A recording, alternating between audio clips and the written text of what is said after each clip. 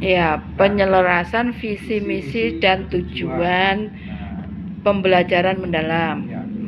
Nah, itu yang harus dilakukan oleh sekolah. Nah, penyelarasan visi misi itu perlu dilakukan oleh semua sekolah untuk melihat visinya bagaimana, misinya bagaimana, tujuannya bagaimana. Nah, apakah visi misi tujuan yang ada itu sudah selaras dengan pembelajaran mendalam? Nah, namanya penyelarasan itu bukan penggantian, jadi tidak harus diganti, harus diselaraskan tuh serasi, sesuaikan. Ya. Jadi yang diselaraskan itu kebanyakan di misi dan tujuan. Ya, jadi visinya tetap, kemudian misi dan tujuan yang disesuaikan. Ya. Nah, dari situ yang paling banyak mendapat porsi adalah tujuan. Ya, tujuan itu merupakan penjabaran dari misi. Nah, itu harus menggunakan pendekatan SMART. Ya, SMART. Ya, itu apakah tujuan itu sudah S-nya adalah apa S-nya ya? Kok lupa malah. Atau spesifik. Tidak terlalu besar ya. Udah menjurus, jelas spesifik ya. Kemudian M-nya measurable.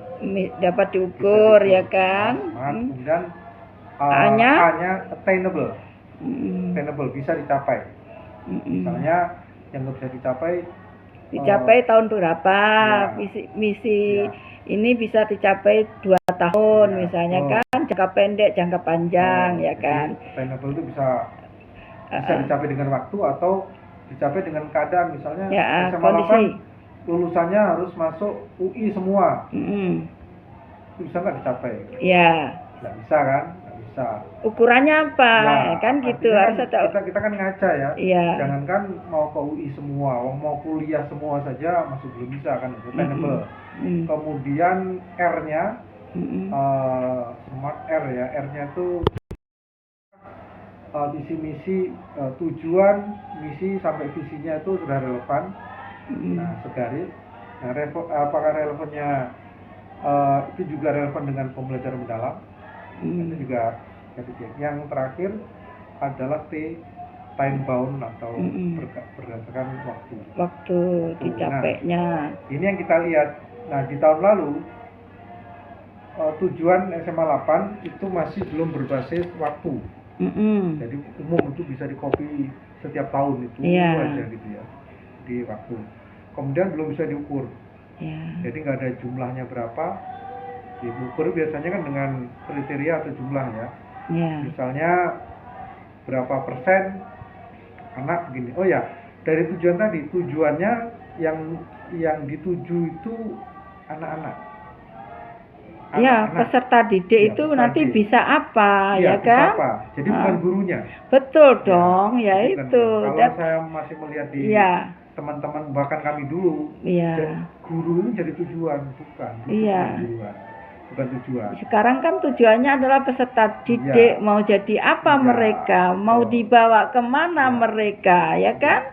Oke. Jadi misalnya anak-anak, kami satu di antara tujuannya yang terkait dengan keimanan dan ketakwaan itu kami mentargetkan dalam 1 tahun ini yang sholat duhur itu 90%. Alat ukurnya apa? Bisa melihat hadir. Itu. Daftar hadir. Mereka jadi daftar hadir. Nah, kemudian yang menjadi khatib, anak-anak kita dari 18 minggu itu kita targetkan kalau 1 tahun 36 minggu itu kami targetkan 20 anak lah jadi khatib. 20 anak. Nah, bisa diukur berdasarkan volume, jumlah, dan waktunya. Nah, itu namanya penyelarasan visi, misi, dan tujuan. Artinya ada proses, kemudian proses itu untuk mencapai tujuan. Nah, alat ukurnya tercapai tujuan tadi apa, ya kan? Waktu. Iya, itu waktu. Dan measurable bisa diukur tadi. Ya, ada jumlah. Ada jumlahnya berapa dalam waktu setahun? Anak-anak yang sudah kita targetkan bisa apa? Berapa persen kan gitu. Jadi ini kalau kita lihat dalam pembelajaran juga begitu kan Pak ya kan? Berapa sih anak-anak bisa menguasai pembelajaran tersebut? Tujuannya apa? Kemudian soal tingkat kesulitannya, bagaimana pembagian sulit, mudah, dan itu kan harus seimbang juga, ya kan? Alat ukur dalam membuat assessment. Itu saya rasa juga memang semuanya harus selaras, alat ukurnya harus ada. Oke.